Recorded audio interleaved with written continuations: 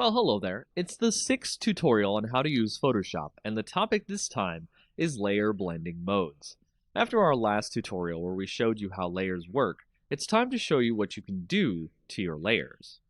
We've already got our handy Photoshop document open, and it's easy to see the layers we've got set up from the previous tutorial.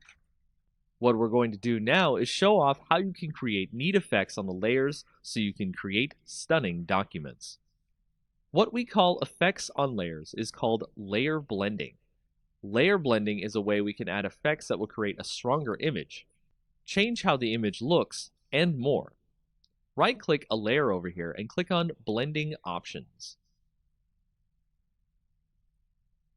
Once you do this, you can see a wealth of options here to add effects to your layer. One option that is quite popular, especially with text, is the stroke option. The stroke option allows you to create an extra highlight of color around the object in your layer. Doing this can create a nice border effect to make objects stand out.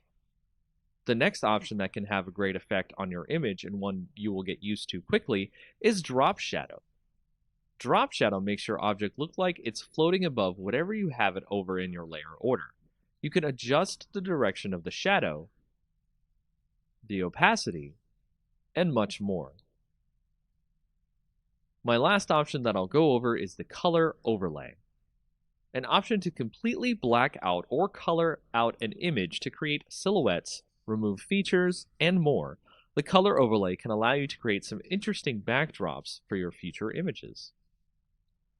There are more options in the layer blending menu, and I encourage you to check them out and see what works best with your images.